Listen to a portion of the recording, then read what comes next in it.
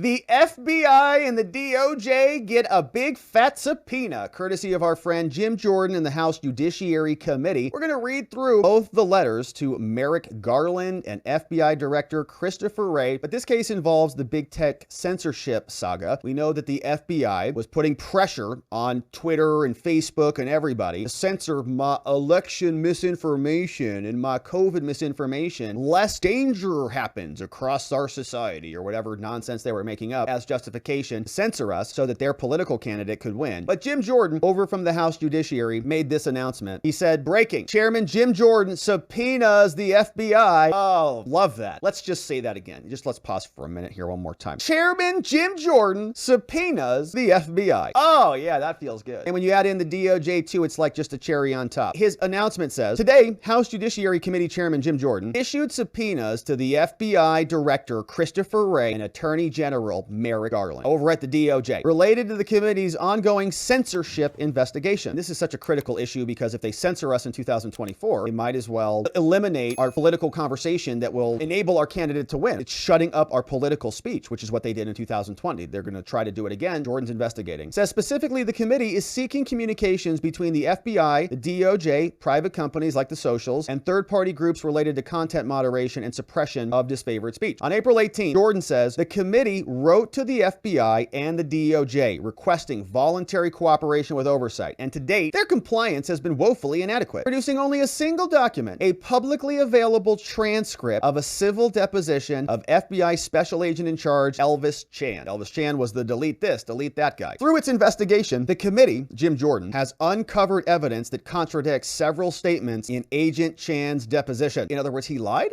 Particularly as they relate to his communications with social media platforms. So, for the committee to inform potential legislation, like the possible enactment of a new statutory limit on the executive branch's authority to work with social media companies and other companies to restrict the circulation and deplatform users, the committee must first understand the nature of this collusion and this coercion between the feds and the tech companies. So we have Congress saying, we're going to stop this from happening, right? We have free speech in this country. We shouldn't have the executive branch creeping on big tech companies to tell them to censor Americans. And if we're going to pass legislation, got to know what we're talking about here, so we better investigate. So Jim Jordan sent some letters over, and here's what they say. April 17th, from the Committee on the Judiciary, United States House of Representatives, Jim Jordan, Chairman from Ohio, the Judiciary Committee. August 17th, to the Honorable Christopher Wray, Director of the FBI. Jordan says, hey, dear Director Wray. All right, buddy. He says, our committee, the Judiciary Committee, is conducting oversight on how the executive branch coerced and colluded with tech companies to censor speech. We've got to develop legislation like enactment of your executive branch's ability to deplatform users and censor content. And to this end, we've asked the FBI and others for cooperation. But your response there, Wray, without compulsory process has to date been woefully inadequate. You're kidding. Is anybody surprised by this? The committee's investigation, along with other public reporting and public discovery in an ongoing federal case that we've talked about here called Missouri versus Biden, have exposed how the federal government has pressured and colluded with big tech companies and other intermediaries to censor viewpoints on social media, thereby undermining the First Amendment. We know the First Amendment prohibits the government from imposing viewpoint-based censorship restrictions, and the state action doctrine stands for the proposition that government officials may not circumvent the Constitution by using private actors, whether through coercion, encouragement, entwinement, joint participation, to accomplish what the government cannot control directly. So the question here is, what constitutes state action? Is the state doing it, or is a private party doing it? Because if it's a private party, well, you don't have a real constitutional claim against that private party unless certain things, right? But if you're going to say that the government is encroaching on our First Amendment, which is what the First Amendment protects against, we got to ask ourselves, was there actual state action? It's a threshold issue. If it wasn't the state censoring you, like if it's your employer, well, you might not have a free speech claim against your employer. It's the government. So they said there was no state action because we outsourced this to Facebook, and Facebook did the censoring, not us. Jordan says, not true. Numerous documents have been made publicly available that reflect the weaponization of the federal government's power to censor speech online directly, meaning you got guys like Rob Flaherty from the White House just sending letters over to the Facebook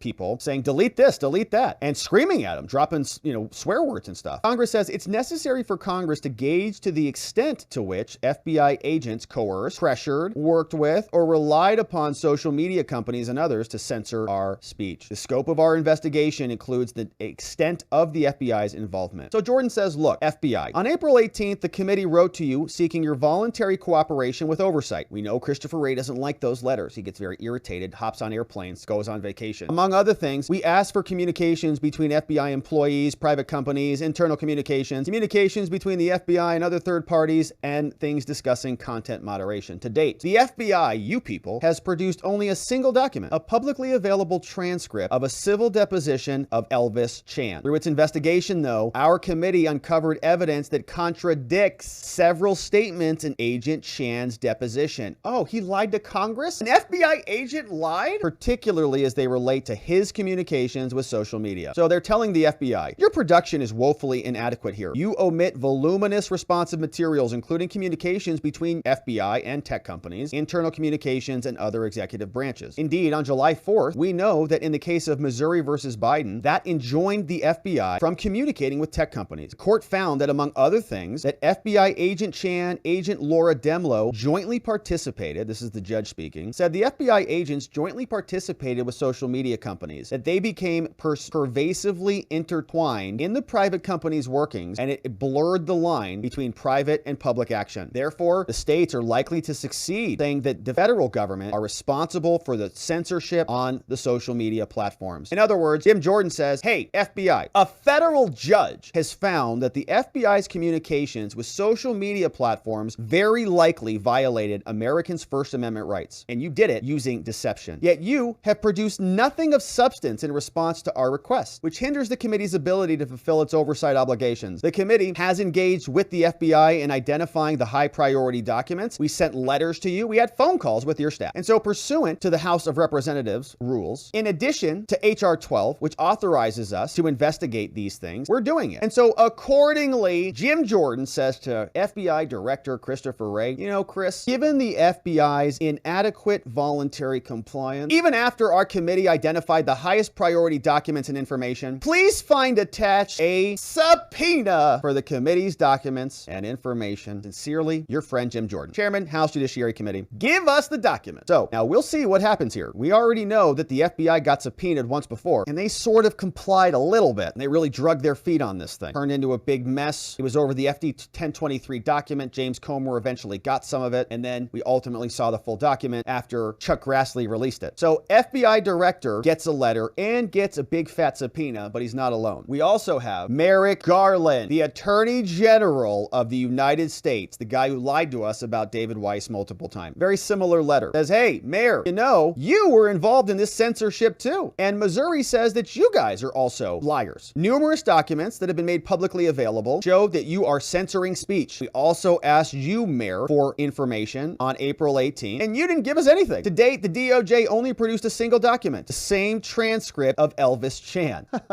So they say, sorry, Mayor, that's not going to cut it here for us. No, not going to work for us. Your production is woefully inadequate. Obviously, you know that. Another judge said that your people also, the same judge said that your people censored, and the federal judge found that you enabled the Department of Justice also violated First Amendment rights. And so also to you, Mayor, please find attached a subpoena from your friend Jim Jordan, Chairman of the House Judiciary Committee in Congress. All right, my friends. Well, the DOJ and the FBI get some nice subpoenas from our friend Jim Jordan. We'll see what they do about him, whether they respond, but we know that they played a little bit of ball last time. Will that trend continue, or will Jim Jordan have to take this up a notch? Either way, we'll continue to cover, my friends. Thank you for subscribing.